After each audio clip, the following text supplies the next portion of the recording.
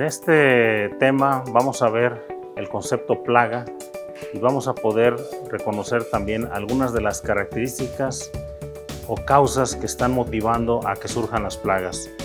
Estos dos conceptos son importantes y tienen mucho que ver para el caso del manejo agroecológico de plagas.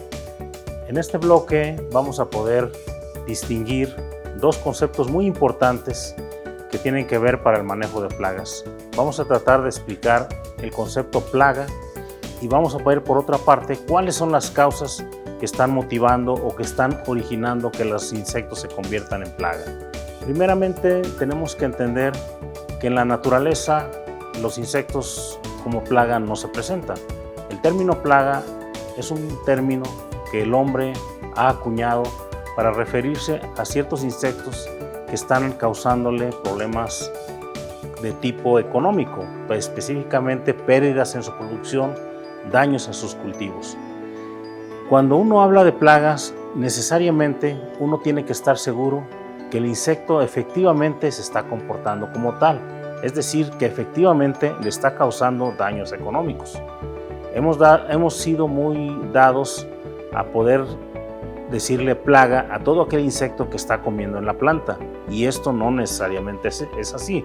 Un insecto que come en una planta es un insecto fitófago, pero un insecto que es plaga es aquel que está solamente afectando económicamente al productor.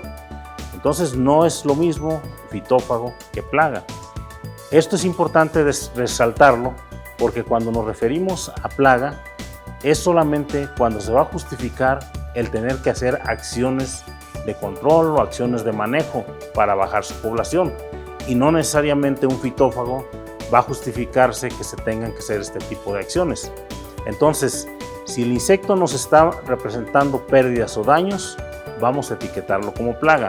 Desde luego que para poder hacer esto tenemos que valernos de herramientas como el muestreo, mediante el cual revisamos si la población del insecto está aumentando a un nivel tal que pueda llegar a convertirse en plaga. De aquí viene el uso, por ejemplo, de los umbrales económicos, que no es otra cosa más que un porcentaje de una población que puede llegar a convertirse ya en plaga de interés económico. Entonces tenemos que para la mayoría de las plagas vamos a poder establecer umbrales económicos o límites de población donde tenemos que estar haciendo ya acciones de manejo, acciones de control o acciones que finalmente busquen reducir la población de ese insecto dañino. Entonces, si el insecto se convierte en plaga, se justifica que hagamos alguna acción de manejo o control. Si el insecto solamente está como fitófago, podemos tolerar, podemos permitir que su población se mantenga dentro de nuestro cultivo sin que nos esté impactando o repercutiendo económicamente. Una pregunta importante a responder es si ya sabemos por una parte que no todos los insectos son plaga, entonces ¿en qué momento un insecto se nos convierte en plaga? ¿O cuáles son las condiciones que están influyendo para que ese insecto, que es un fitófago que se está comiendo de una planta, de repente se nos convierte en plaga? Poníamos como ejemplo que en la naturaleza, en un bosque o en la selva, no tenemos plagas, solamente tenemos insectos fitófagos. En esos bosques, en esa condición de diversidad, están interactuando poblaciones de insectos benéficos con las poblaciones de los insectos fitófagos. Entonces, en esa condición, ambas poblaciones se mantienen en equilibrio. Si nosotros alteramos eso, que es lo que está ocurriendo en la agricultura, entonces empezamos a generar plagas. Eso es importante reconocerlo porque para el manejo agroecológico tenemos que atender las causas que están originando las plagas. Un problema muy importante que nosotros sabemos bien que nos incrementa plagas ha sido la pérdida de biodiversidad. Entre menos plantas tenemos, es muy fácil que tengamos una mejor condición para que un insecto tenga mejor condición para desarrollarse como plaga. Menor diversidad favorece que haya extensos monocultivos, por ejemplo, que es como una mesa gigante donde hay comida suficiente para ese insecto que le gusta comer de esa planta. Entonces, para nosotros es claro que si tenemos una sola planta, es una condición más ideal para que el insecto aumente su población en forma exponencial. Por otro lado, la práctica usual de estar aplicando constantemente insecticidas químicos, en la práctica ha llegado a ser ya parte de ese problema del origen y consecuencia del desarrollo de plagas. Tenemos que las aplicaciones sistemáticas de ciertos plaguicidas han estado influyendo a que se incrementen insectos, haciéndose resistentes a la aplicación del producto y teniendo esa condición de monocultivo que hace que las poblaciones se disparen en forma incontrolada. Hay otros elementos muy importantes que cuando estamos haciendo la aplicación de agroquímicos, estamos eliminando a esos insectos entomófagos, a parasitoides, a depredadores, que son los que se encargan de regular la población de la plaga. Si nosotros con las aplicaciones los eliminamos, pues entonces la plaga no hay organismo que la mantenga en equilibrio y también dispara su población.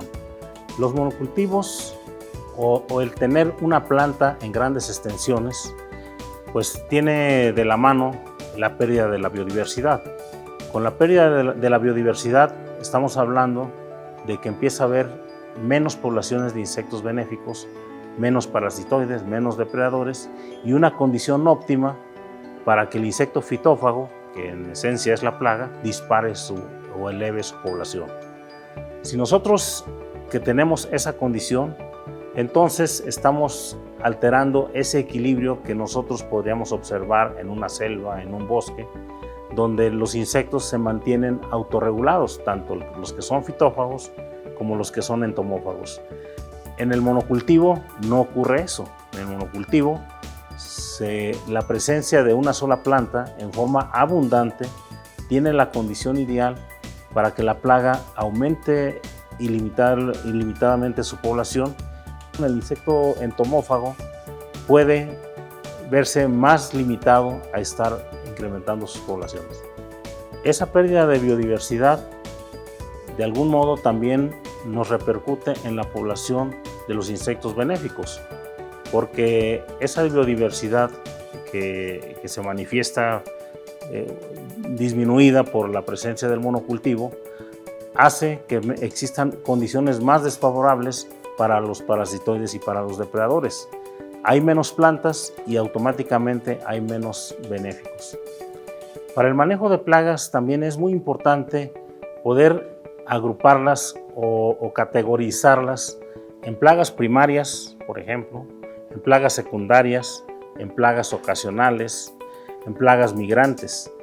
Esto es importante porque cada insecto que se comporta como plaga va a tener cierto modo de adaptarse o de comportarse o de presentarse en un cultivo.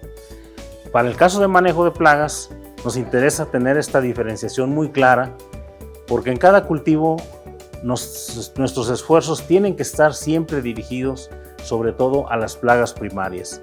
Si nosotros hacemos un buen manejo de las plagas primarias, casi en automático estamos creando una mejor condición para que plagas secundarias o plagas ocasionales no resulten o no se comporten como plagas primarias. Entonces, siempre para manejo agroecológico nos enfocamos principalmente en atender las causas que motivan que la plaga primaria eleve su población. Y nuestros esfuerzos van dirigidos a estar haciendo que las plagas primarias se mantengan a un bajo nivel. Y en consecuencia, tenemos beneficios para que las plagas secundarias o plagas ocasionales no representen problemas.